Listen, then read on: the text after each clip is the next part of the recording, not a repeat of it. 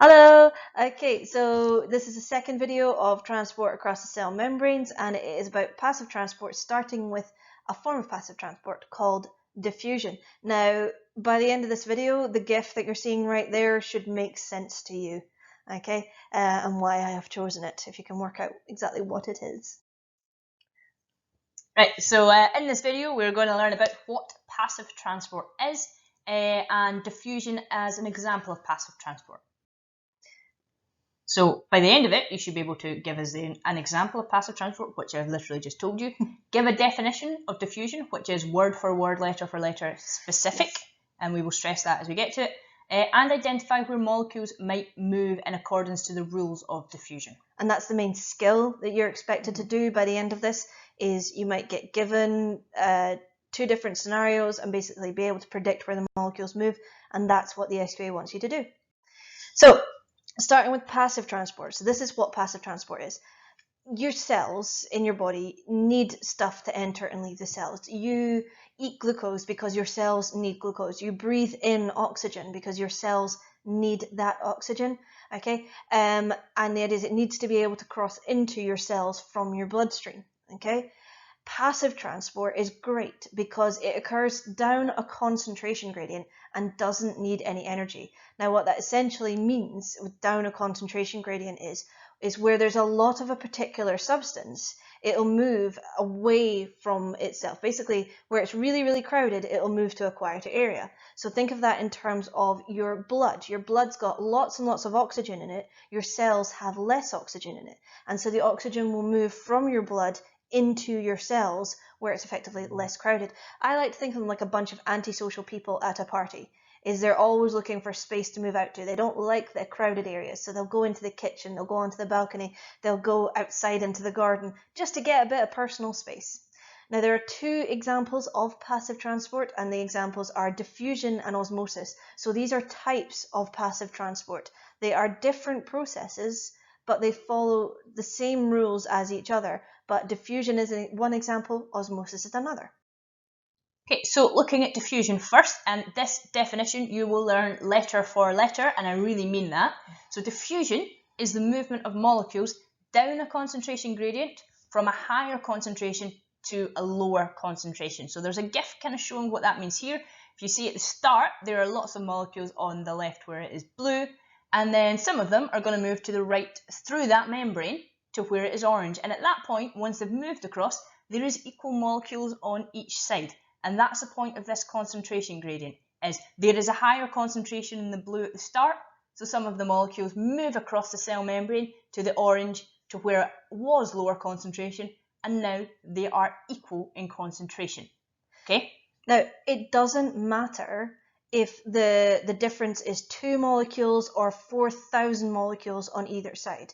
Wherever the higher concentration is, it'll move from the higher concentration to a lower concentration. So say there's, 3 molecules on one side and 1 molecule on another, that molecule will still start bouncing across, basically creating its own concentration gradient. Whereas there's 4,000 molecules on one side and 1 molecule on the other, 3,000, no, 2,000 of them are going to cross across that membrane area, okay? So there's always stress that you have to say the words higher and lower, not high and low, okay? Because it could be the higher concentration might actually be still a pretty small number, but the point is it's a higher concentration to a lower concentration. Never ever say this, okay? Okay, so that top one there, that is a bad answer. It is very definite. There is no comparative language there. It is saying from a high concentration to a low concentration. This is wrong. The SQA will not give you a mark for saying this because it is incorrect. That implies it has to go from like something that has got 10,000 molecules to something that is 2. It's not the case. It can be from something that is 4 molecules to something that is 3 molecules. So this second sentence here, that's the correct answer. That's the one the SQA want you to say because it shows you understand higher to lower. So from 4 to 3 or from 6 million to 2 million. It is higher to a lower. Just a note on language, the SQA seem to at the moment, they hate definite articles like high, low, all, none. They really don't like those words at the moment. So for example, if you were to say, all of the oxygen is used up, they would want proof that every single molecule of oxygen was used up. Now, unless you just say, okay, most of the oxygen. So if you're in doubt about wording, be a bit more general. Use the words higher, lower, most, nearly all. That's a safer way to express yourself. I don't know what it is that the SQA has a problem with at the moment about definite articles, other than they want you to be as accurate as possible, I suppose. And if you say all the oxygen's used up, you better be able to prove that all the oxygen's used up. So just be a bit careful about using definite terms in your descriptions of biology stuff. Okay, so diffusion will continue until the cell is at something called equilibrium, basically so that there's the same concentration on either side of a particular membrane. So say outside you've got, 50 molecules of oxygen. After diffusion you've got 25 and 25 on each side. Okay. Now, equilibrium means there's an equal concentration or an equal number of molecules on each side of the membrane. And what that means is the occasional molecule might bounce across one way, but an equal exchange will happen in the other direction. It doesn't mean molecules aren't moving. They are moving, but they're just moving equally, and there's no concentration gradient. They're just bouncing across, following Brownian motion rules, effectively. Okay. You don't need to know that statement. Oh, no, heavens no. Okay, but the idea is diffusion will continue until basically there's no concentration gradient. There's no invisible imaginary line picturing a higher and lower concentration because the concentrations are equal. Yeah, so this is just a diagram that kind of shows this for those of you who might find it a bit more visually useful. So top one, higher concentration on the left, there's lots of molecules which are white blobs, lower concentration on the right. So that means the diffusion gradient is going to be going down the way from the left to the right. If you've done it in maths, you will have found gradient. Gradient is all about a slope. It is going from something that is high to something that is low. It is always about there being slope. It's never flat. So gradient, in this case, going from the higher to the lower. Similarly, the one below it is the reverse. And in the very bottom, it's showing you that this is equal. There is no gradient because it is flat. So the gradient is 0 at this point because it is a flat straight line. There is equal on each side, and that's really important that you know that that is when they are at equilibrium. Okay. The gradient idea is a bit of a tricky one. Something just to remember, it's an imaginary line. It's not a real thing, the diffusion gradient. It's not like literally there's a slope that these molecules are running down. It's just an imaginary line saying, okay, where's our higher concentration? Where's our lower concentration? Do we have a really big difference between the two, or is it a really small difference between the two? It's an imaginary concept, basically, to give us an idea of how much of a difference is there between the higher and lower concentration. Okay, now just to sort of show this again in a different way is basically in this beaker here, you've got a higher concentration in area 1, a lower concentration in area 2. So molecules will move from the higher in area 1 to the lower in area 2 until they are equally spread out. It's not like all of area 1 is going to migrate over to area 2. Now this can also be represented by a graph, and that just shows this is the number of molecules we have in area 1. And then we've got a lower number of molecules in area 2, and then we get a line between the two, and there's our representation of the concentration gradient. It's a line representing the difference between the two, and that comes as a slopey line which has a gradient. A really, really slopey line, there's a very high concentration gradient. A less slopey line, a low concentration gradient. A flat line, no concentration gradient. And this is just a GIF showing this. Very unfortunately, it says high and low rather than higher and lower. But annoyingly, it does show very nicely what is happening. It is showing the purple molecules moving from that high concentration to the low one. And this would continue until there's even number of purple inside and outside of the cell. But this should say higher and lower. Well, that's a thing that you will encounter if you're doing any kind of revision in other websites, that sort of thing. They will describe diffusion as a high to a low concentration. Even up to 2016, the SQA was saying that we needed to define it, touching my microphone, that we needed to define it as a high and low concentration. About 2016, there was a change made and they said higher and lower, which means you have to stick to that language too. Okay, now diffusion, why is it useful, is it's important because it allows your cells to gain and remove important molecules. So If you just eat a big meal, high concentration of glucose in your bloodstream, lower concentration in your cells, so it means glucose can move into your cell to fuel energy stuff. Okay, same thing with oxygen, higher concentration in your blood, lower concentration in your cells, it can move in. Amino acids, so the building blocks for protein, again, you eat a massive steak or a big piece of chicken or something, higher concentration of amino acids in your blood, lower in your cells, so that amino acids can move in and start building your useful proteins. Equally, you need to get rid of waste. Okay, your cells will make some waste products that it has to get out of your body. Okay, so your cells will make a lot of carbon dioxide, and the idea is the higher concentration inside your cell can move to the lower concentration in your blood, then get through to your lungs, and you can breathe it out. Okay, same thing with urea, which is the stuff that makes your pee yellow, is that you make quite a lot of urea inside your cells. The higher concentration in your cell to the lower concentration in your blood, get rid of the urea. This diagram just shows, the kind of importance of it. Oxygen will diffuse into a cell. Glucose can diffuse into a cell. Carbon dioxide diffuses out of a cell. Now, if things go wrong, that's when you get diffusion going in the wrong direction. So say your blood loses all of its oxygen because of, some horrific accident. Oxygen will start diffusing in the other direction because there'll be more oxygen in your cells than in your blood. And that'll be a bad situation.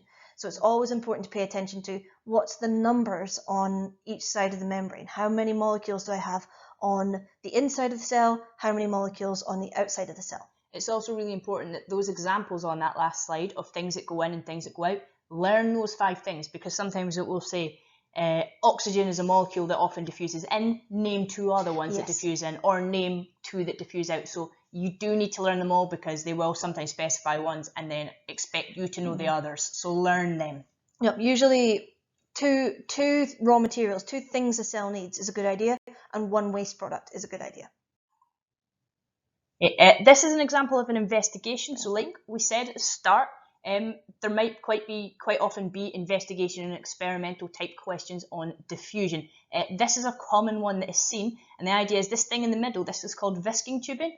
But basically this acts a bit like the cell membrane. For us, obviously the cell membrane is really small, we can't deal with it, but we can set this up in a classroom. If things go right in the world with coronavirus, you might get to do it, you might not, but this is a representation of it.